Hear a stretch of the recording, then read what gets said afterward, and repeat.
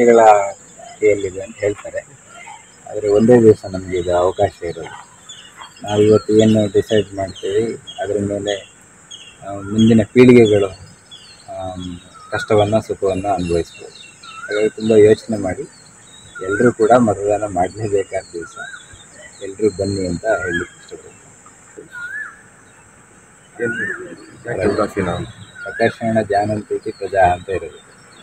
ತುಂಬ ತಿಳಿದವರು ಪ್ರಜೆಗಳು ಅಂತ. ವೋಟ್ ಮಾಡದೇ ಇದ್ದರೂ ಪ್ರಜೆಗಳ ಹೌದಾ ಅಲ್ವ ಅನ್ನೋ ಒಂದು ಸಂದೇಹ ಬಂದಿದೆ.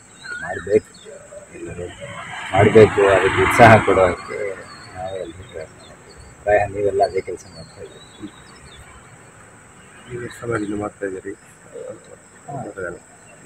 ನನಗೆ ಯಾವಾಗಿಂದ ಅವಕಾಶ ಬಂದಿದೆ ಎಲ್ಲ ಸಮಯದಲ್ಲೂ ಮಾಡಿದೆ, ತಪ್ಪಿಸ್ಕೊಂಡಿದೆ. ಜನ ಕೂಡ ತಾನು ತನ್ನ ಕರ್ತವ್ಯವನ್ನು ಮಾಡಲೇಬೇಕು. ಇದು ಸಂವಿಧಾನ ಕೂಡ ಇರುವಂತಹ ಒಂದು ವಿಶೇಷವಾದಂತಹ ನಿಯಮ. ಅದರಿಂದಾಗಿ ಇದನ್ನು ಮಾಡೋದ್ರಿಂದಾಗಿ ನಮಗೆ ಸಮರ್ಥ ನಾಯಕ ಸಿಗುವುದರಿಂದಾಗಿ ತನ್ಮೂಲಕವಾಗಿ ನಮಗೊಂದು ಒಳ್ಳೆಯ ಸಾಧನೆ ಮಾಡಲಿಕ್ಕೆ ಒಂದು ಅವಕಾಶ ಸಿಗುತ್ತದೆ. ಅದರಿಂದಾಗಿ ಪ್ರತಿಯೊಬ್ಬರು ಇದರಲ್ಲಿ ತಮ್ಮ ಮತವನ್ನು ಹಾಕಿ ಒಬ್ಬ ಒಳ್ಳೆಯ ನಾಯಕನನ್ನು ನಾವು ಆಯ್ಕೆ ಮಾಡಬೇಕೆಂಬುದು ಫಸ್ಟ್ ವೋಟ್ ಲೋಕಸಭೆಗೆ ಏನು ಅನಿಸ್ತದೆ? ಲೋಕಸಭೆಯಲ್ಲಿ ಇದು ಮೊದಲ ಮತ ನಾವು ಹಾಕುವಂಥದ್ದು. ಅದರಿಂದಾಗಿ ಇದರಿಂದ ಒಂದು ಸಮರ್ಥ ನಾಯಕ ಬರಲಿ ಎಂಬುದು ನಮ್ಮದೊಂದು ಆಶಯ.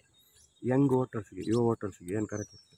ಪ್ರತಿಯೊಬ್ಬ ಯುವಕನಾದವನು ನಿಯಮೇನ ಯಾರಿಗೆ ಹಕ್ಕುಂಟವನು ಹಾಕಲೇಬೇಕು. ಹಾಕಿಲ್ಲ ಅಂತ ಹೇಳಿದರೆ ಅದೊಂದು ದೊಡ್ಡ ದೋಷ ಅಂತ ನಾವು ಹೇಳಬಹುದು. ಯಾಕೆಂದರೆ ನಮಗೆ ನಾವೇ ಮೋಸ ಮಾಡುವ ರೀತಿಯಲ್ಲಿ ಅದೊಂದು ಆಗ್ತದೆ. ಅದರಿಂದಾಗಿ ಪ್ರತಿಯೊಬ್ಬರು ವೋಟನ್ನು ಹಾಕಲೇಬೇಕು ಅಂತ ನಾವು